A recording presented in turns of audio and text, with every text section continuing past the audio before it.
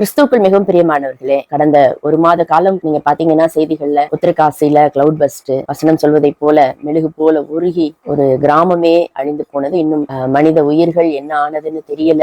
நேற்றைக்கு ஜம்மு அண்ட் காஷ்மீர்ல மீண்டுமாக கிளவுட் பஸ்ட் ஆகி பெரிய ஒரு அழிவை ஏற்படுத்தி கொண்டிருக்கிறது. இன்னொரு பக்கம் கர்நாடகா மாநிலத்துல ஒரு குறிப்பிட்ட ஸ்தலத்துல தோண்ட தோண்ட எலும்பு கூடுகள் வந்து கொண்டிருக்கிறது. இதெல்லாம் பார்க்கும்போது கர்த்தருடைய வருகை மிகவும் சமீபமாக இருக்கிறது. உலகம் முழுவதிலுமே பலவிதமான அழிவுகள், யுத்தங்கள், கொள்ளை நோய்கள், பூகம்பங்கள், பூமி அதிர்ச்சிகள், நிலச்சரிவுகள், மரணங்கள் இதெல்லாம் அதிகமாக நடப்பதை நாம் பார்க்கிறோம். வசனம் சொல்லுகிறது, எரேமியா 9:1 என் தலை தண்ணீரும் என் கண்கள் கண்ணீர் ஊற்றுமானால் நலமாயிருக்கும்.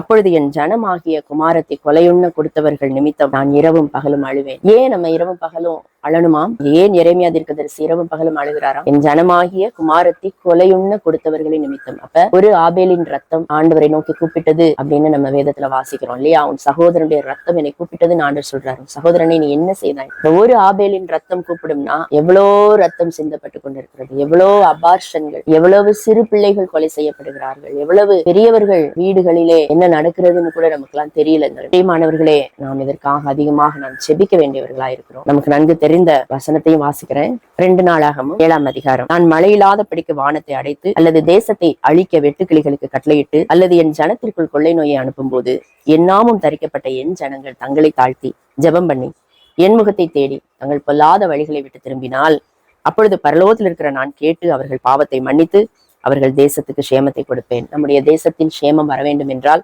நீங்களும் நானும் இந்த வசனத்தின்படி நாம் ஜெபிக்க வேண்டும். ஒவ்வொரு நாளும் ஞாயிற்றுக்கிழமை தவிர ஒவ்வொரு நாளும் இரவு 9 மணி முதல் 9:30 மணி வரை நாம ஜெபம் பண்ண போறோம். இதற்கான கூகுள் மீட் லிங்க் டிஸ்கிரிப்ஷன்லையும் கொடுக்குறோம்.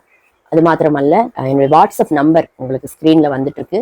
அந்த வாட்ஸ்அப்ல ஸ்டேட்டஸ்ல அந்த லிங்க் இருக்கும். அந்த ஜெபத்திலே நீங்கள் பங்கேற்கும்படி ஜெபிக்கும்படி தயவாய் கேட்கிறேன். தயவுசெய்து வந்து ஜெபிங்க. ஜெபிக்கும் போது கர்த்தர் தேசத்துல சேமத்தை தருவார்.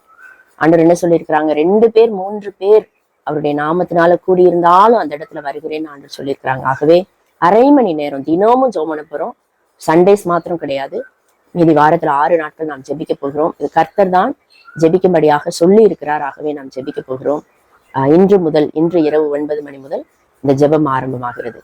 இதில் நீங்கள் பங்கேற்கும்படி உங்களை நாங்கள் அன்பாய் தயவாய் வருந்தி கேட்டுக்கொள்கிறோம். கர்த்தர் உங்களை ஆசீர்வதிப்பாராக. God bless you.